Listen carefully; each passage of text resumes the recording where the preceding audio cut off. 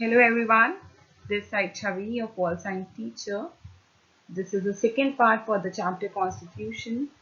In our previous part, we had discussed about Constitution and need of Constitution. Today, we will start with the new section. But before I proceed with the content of the video, I would request you all, please like and subscribe this channel for all latest updates.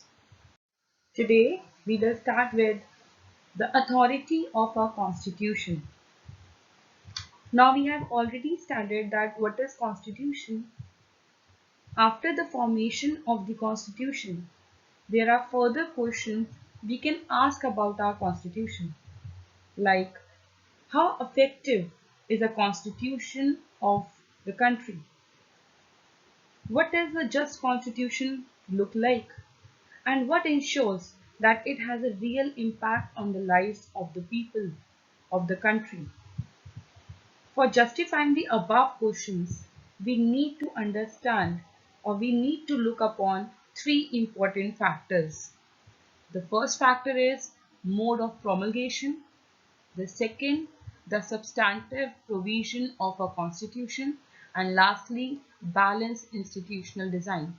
We will learn all these factors in a very elaborated way. Then you can understand the authority of a constitution.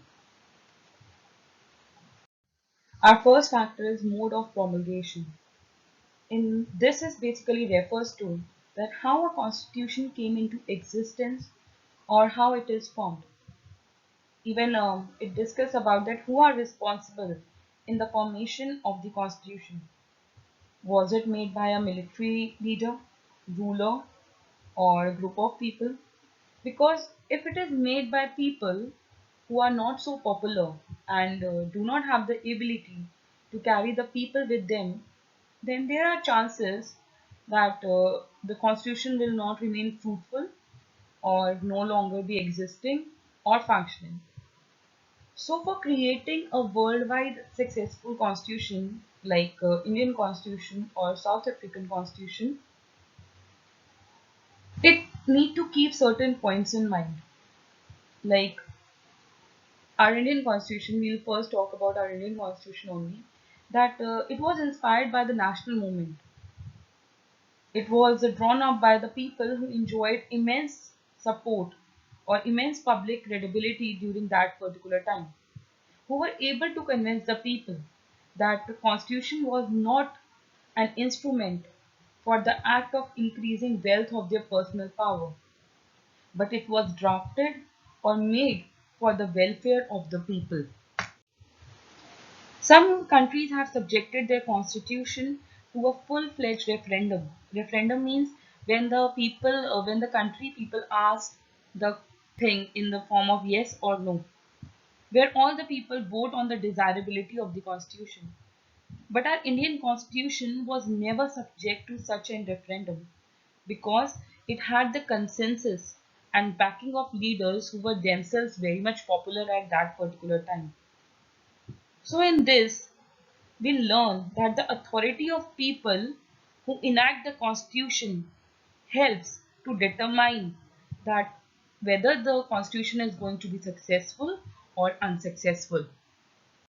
After understanding the first factor, mode of promulgation, in which we studied that who were responsible in the formation and how they turn the constitution as a successful constitution, we will learn the another factor, that is substantive provision of a constitution. In this, we will understand and will learn the values or provisions inside the constitution need to be very much just and have no discrimination. For example, you all are having your syllabus books and you all read that book. Why you all read that book? Because you know the content given in the book is suitable to all, useful to all, and it helps you to understand the content. It is same with the constitution. A constitution must provide a reason or provisions which everyone is interested to go along with that.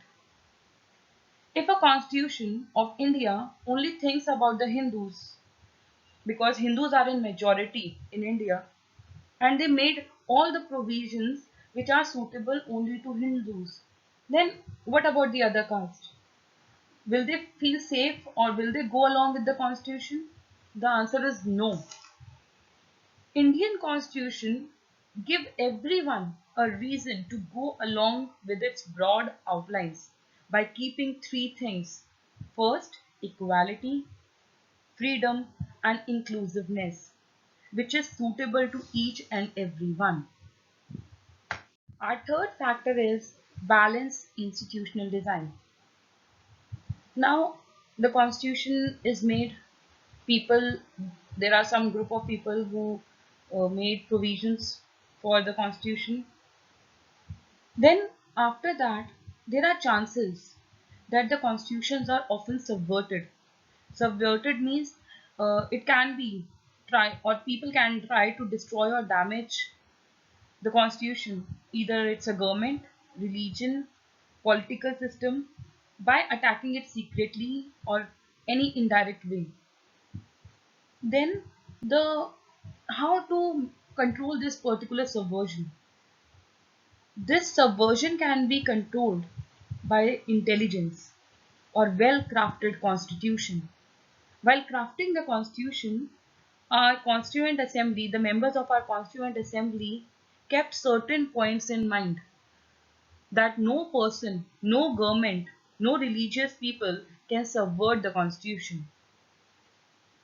First, that they crafted the constitution in a fragment manner, they fragmented the powers. Second, no single institution enjoys monopoly of power, means no one is superior to the other one.